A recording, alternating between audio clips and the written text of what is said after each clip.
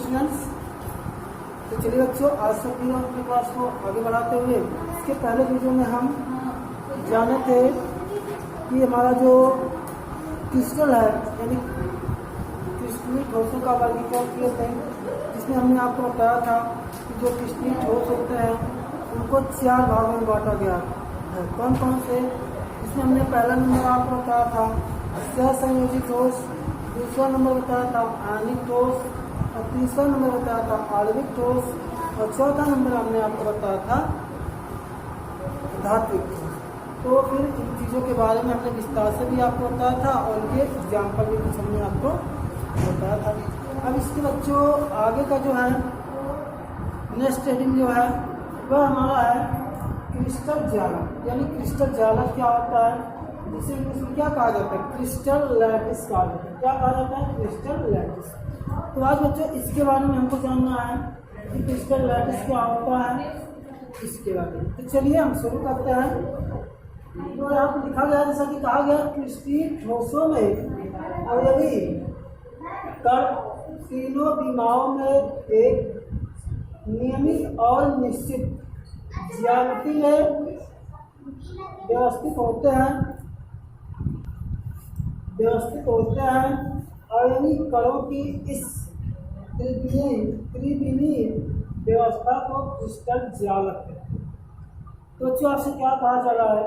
कहा जा रहा है जो क्रिस्टलीय ठोस होते हैं उसमें जो हमारे अवयवी कण होते हैं, यानी अवयवी कण कौन कौन से? परमाणु, अणु या आयन। यदि हम इनको तीनों विमाओं में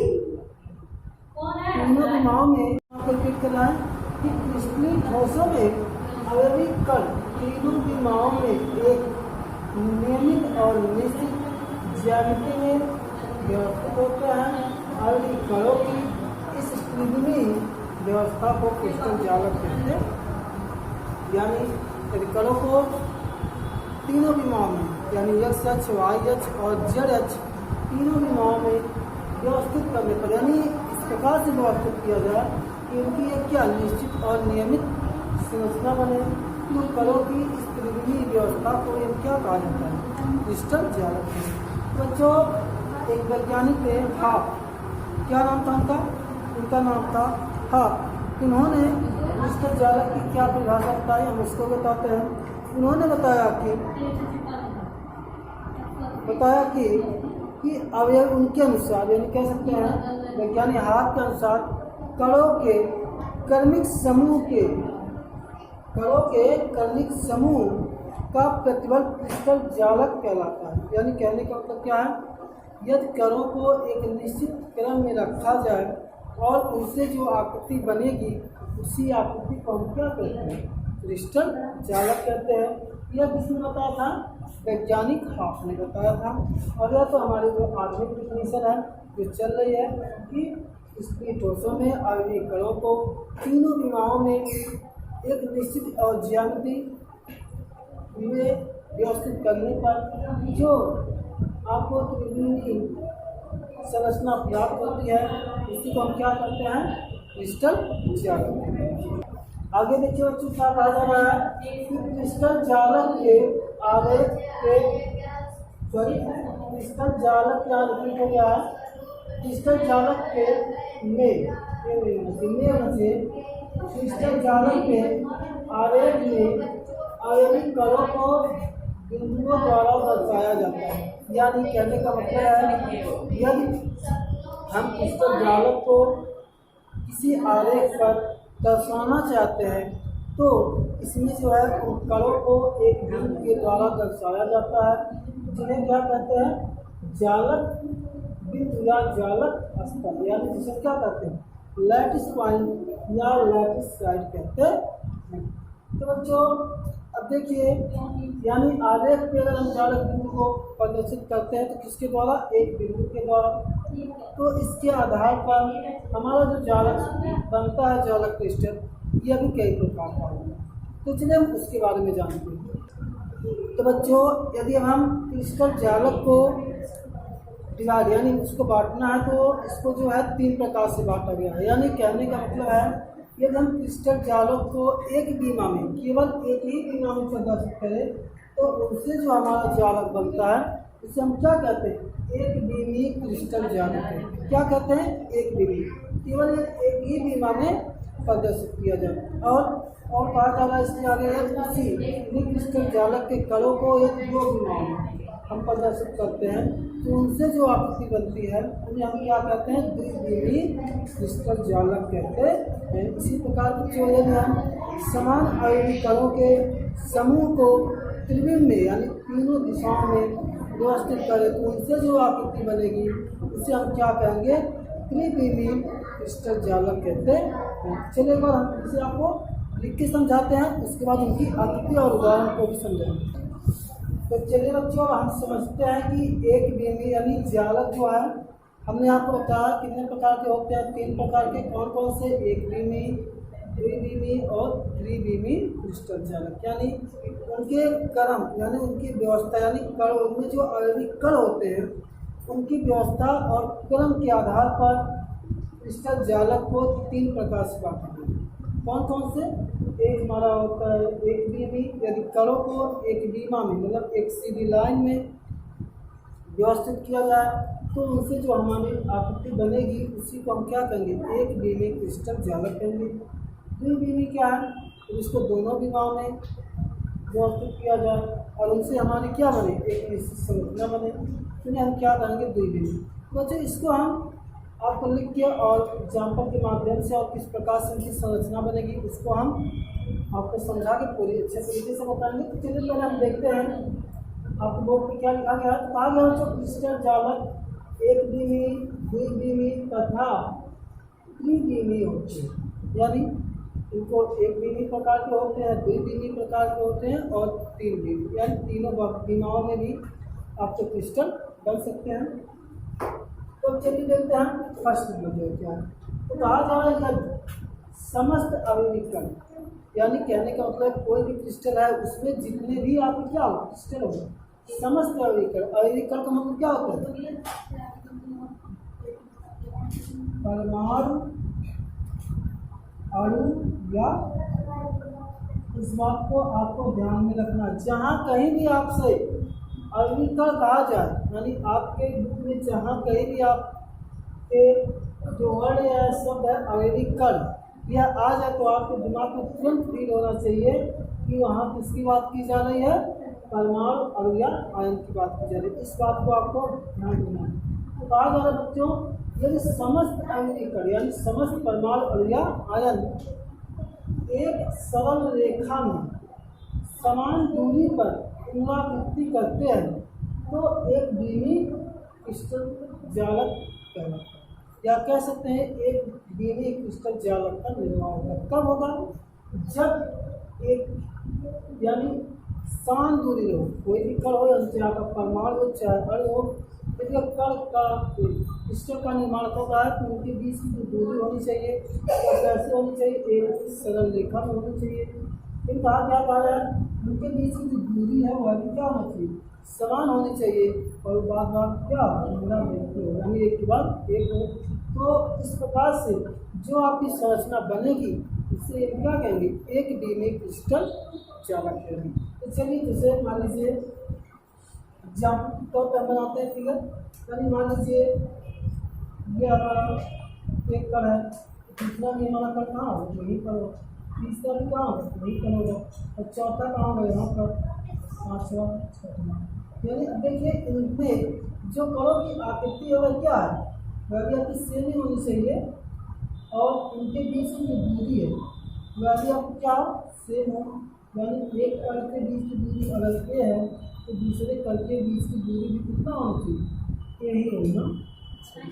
और इनको मिलाने पर क्या बनेगा? एक सीधी रेखा बनेगी,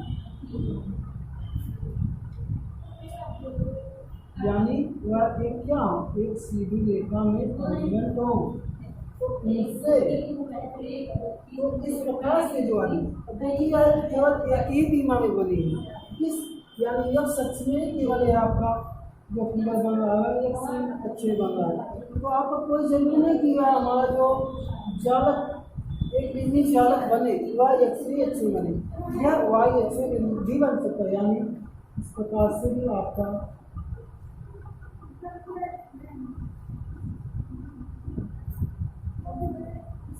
इस प्रकार से भी आपका एक बीमी क्रिस्टल जालक बन सकता है। यहाँ भी देखिए इनके कणों के बीच की दूरी क्या है, समान है, और कहाँ है, एक सीधी रेखा में है। तो इस प्रकार की आकृति को आप क्या करेंगे, एक बीमी क्रिस्टल जालक। तो बच्चों आपने जाना कि एक बीमी क्रिस्टल जालक क्या होता है। चलिए अब आपको हम बताते हैं कि द्विबीमी क्रिस्टल जालक क्या होता है। तो चलिए बच्चों हम देखते हैं द्विबीमी क्रिस्टल जालक क्या होता है। इसके पहले हमने आपको बताया कि एक बीमी जालक की संरचना कैसी होगी। अब हम जानते हैं कि द्विबीमी यदि आपके पास क्रिस्टल मिल रहा है तो उसकी संरचना कैसी होगी। तो पहले हम जान लेते हैं उसकी डिफिनीशन। तो कहा जा रहा है यदि समान अवयवी कणों के एक समूह के किसी तल में पुनरावृत्ति होती है तो इससे द्विबीमी जालक का निर्माण होता। यानी कहने का मतलब है यदि आपके पास कोई एक बीमी जालक है और उसी जालक का फिर पुनरावृत्ति हो जाए तो उससे जो हमारा क्रिस्टल बनेगा उसे हम क्या कहेंगे, द्विबीमी जालक है। जैसे एग्जाम्पल मान लीजिए हमने आपको यह बता दिया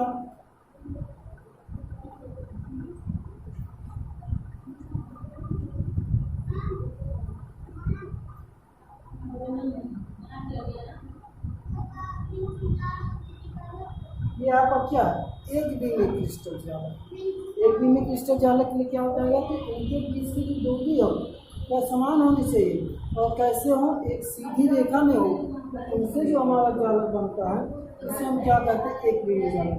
लेकिन द्विबीमी जालक में क्या कहा जा रहा है, यदि कोई समान अवयवी कणों के समूह किसी तल में पुनरावृत्ति, मान लीजिए आपका एक तल में है, किस तल में, एक अक्ष में, यदि इसी की पुनरावृत्ति हो जाती है, क्या हो जाती है, पुनरावृत्ति। यानी इसी के इतनी दूरी पे समान दूरी पे आपका एक दूसरा एक बीमी क्रिस्टल बन जाता है। तो इनसे जो हमारी आकृति है, देखिए यहाँ पे कितने होंगे, एक बीमी, यानी दोनों दिमाग में होगा। अगर हमको यहाँ से इसे मिला देते हैं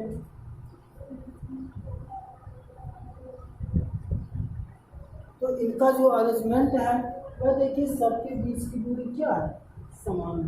तो इस प्रकार से कोई भी आकृति जिनमें यानी कोई भी एक समूह हो और उसी प्रकार की क्या हो जाए, पुनरावृत्ति हो जाए, तो उनसे जो हमारी आकृति बनेगी उसे हम क्या कहते हैं, द्विबीमी क्रिस्टल जालक कहते हैं।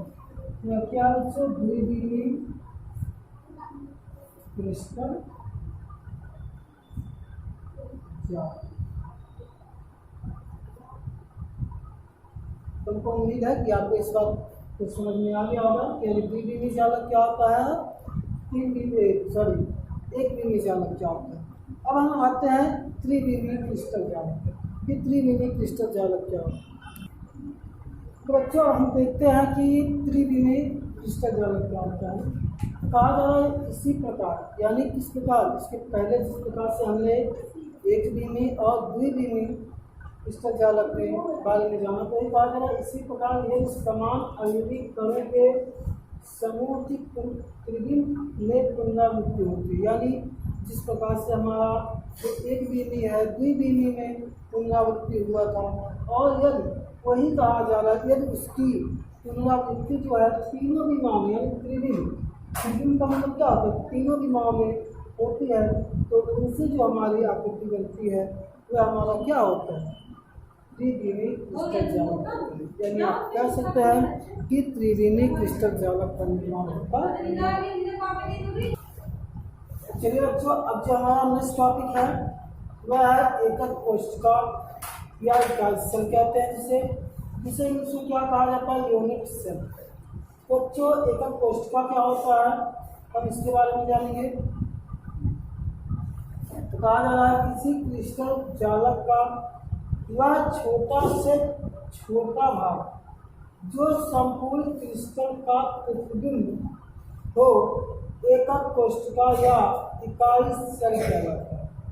क्या कहा जा रहा है बच्चों कि किसी क्रिस्टल जालक का वह छोटे से छोटा भाग जो संपूर्ण क्रिस्टल का क्या हो, प्रतिबिंब हो, वह एकक कोष्ठिका या इकाई संख्या। कहने का मतलब क्या है, यदि आप क्रिस्टल जालकों को यानी अणुविक कणों को तीनों विमाओं में व्यवस्थित कर रहे हैं और उनसे कोई ऐसी आकृति बने जिनमें से जिसका यदि हम एक प्रतिबिंब निकाले तो सेम प्रकार से उसका प्रतिबिंब हो और उनको जोड़ने से आकृति बने, तो उसको हम क्या कहते हैं, क्रिस्टल जालक कहते हैं। तो चलिए हम आपको समझाने का प्रयास करते हैं। मान लीजिए आपका कोई इस प्रकार से क्रिस्टल जालक है जो तीनों विमाओं से मिलकर बना है। यदि हम इसके 4 भाग में इसको हम क्या कर दें, बराबर 4 भागों में बांट दें, तो यहाँ का जो एक पहला पार्ट होगा यह आपका इस क्रिस्टल का क्या कहलाता है, प्रतिबिंब कहलाता है। क्यों? क्योंकि यह जो है इसी प्रकार से यह आपका जो चारों पार्ट है समान भागों से मिलकर बना, यानी जितनी इसकी लंबाई चौड़ाई ऊंचाई है उतना इन तीनों की भी है। तो इसी प्रकार से कहा जा रहा है यदि आपके पास कोई क्रिस्टल है और उस क्रिस्टल का वह छोटे से छोटा भाग जो संपूर्ण क्रिस्टल का क्या हो, प्रतिबिंब हो, उसे उस क्रिस्टल का क्या कहते हैं, इकाई सेल या एकक कोष्ठिका कहते हैं।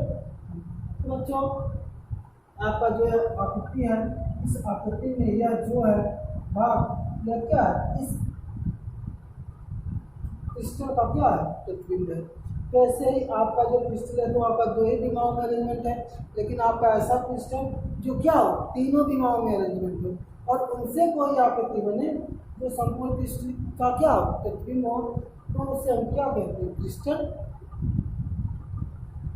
एकक कोष्ठिका या इकाई सेल कहते हैं। तो आप जाने की एकक कोष्ठिका क्या होता है, या आप कह सकते हैं कि संपूर्ण क्रिस्टल संरचना का वह छोटे से छोटा इकाई जो विभिन्न दिशाओं में समान रूप से बार बार दोहराने पर क्रिस्टल का संरचना प्राप्त होता है, उसे ये क्या कहते हैं, एकक कोष्ठिका। या क्या कहा जा रहा है बच्चों कि मान लीजिए आपके पास कोई ऐसी आकृति है और यदि इस आकृति को हम बार बार दोहरा दें उनसे हमारी उन्हीं प्रकार की सेम आकृति बनी, तो उसे हम क्या कहते हैं, उसे एकक कोष्ठिका कहते हैं। मान लीजिए यहाँ देखिए इस क्रिस्टल को हमने कितने भागों 4 भागों में बांट दिया और अगर इन चारों भाग को हम आपस में मिलाते हैं तो एक वैसा ही, यानी जिस प्रकार से हमारा छोटा पार्ट होता उसी प्रकार से यह चारों को मिलाने पर भी क्या होता है, उसी प्रकार की आकृति प्राप्त होती है, उसे हम क्या कहते हैं, एकक कोष्ठिका कहते हैं। तो बच्चों आप जाने एकक कोष्ठिका के बारे में, और अब इसके बाद आपका आता है एकक कोष्ठिका के प्रकार। तो बच्चों आपका एकक कोष्ठिका जो है वह 2 प्रकार का होता है। बच्चों आपका जो सरल कितने प्रकार का, 2 प्रकार का होता है, जिसमें से आपका नंबर 1 होता है सरल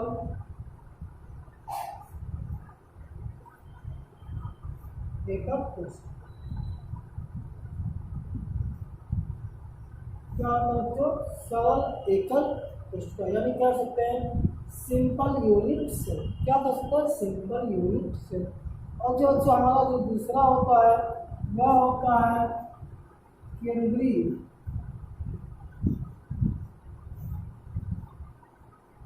एकक कोष्ठिका।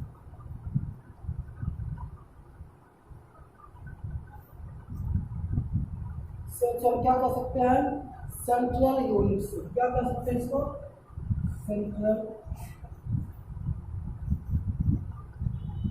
Unit cell. इसको क्या कहा जाता है बच्चों, सिंपल यूनिट सेल।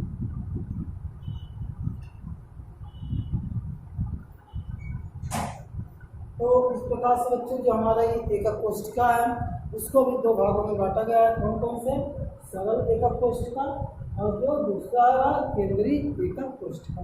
तो बच्चों जिनमें हमारा जो फर्स्ट नंबर आता है वह आता है सरल एकक कोष्ठिका।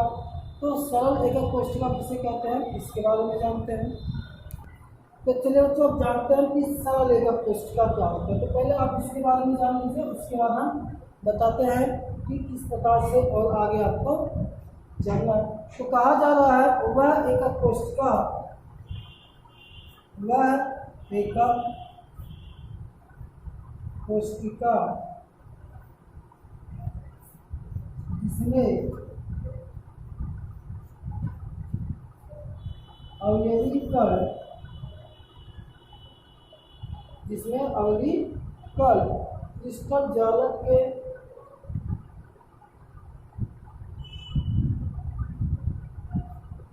या कह सकते हैं एकक कोष्ठिका जिसमें अवधि कल कोष्ठिका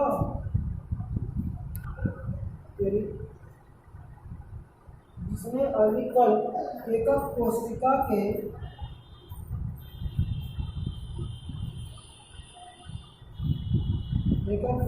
के कोनों पर उपस्थित होते हैं, कोनों पर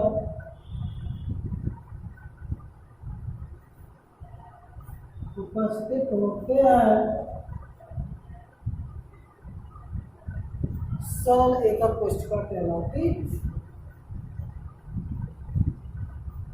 सरल एकक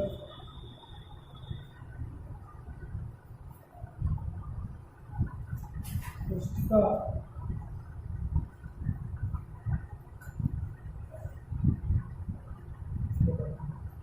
यानी अब क्या कहेंगे, वह एकक कोष्ठिका जिसमें अवधि-कल एकक कोष्ठिका के कोनों पर उपस्थित होते हैं उसे हम क्या कहते हैं, सरल एकक कोष्ठिका कहते हैं। तो चलिए हम बताते हैं कि आपके जो फिगर में जो कण होंगे वह कहाँ पे उपस्थित होंगे। मान लीजिए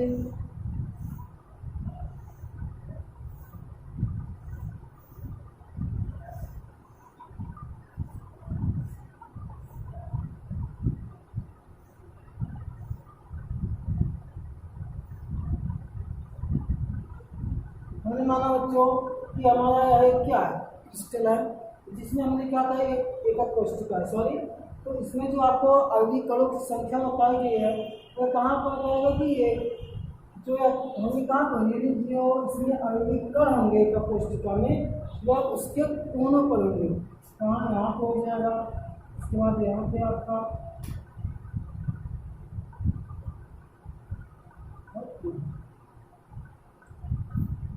1 2 3 4 5 6 7। तो आप बच्चों कह सकते हैं कि सिंपल एकक कोष्ठिका जो होती है उसमें अवधि कणों की जो संख्या होती है वह कितनी होती है, 8 होती है।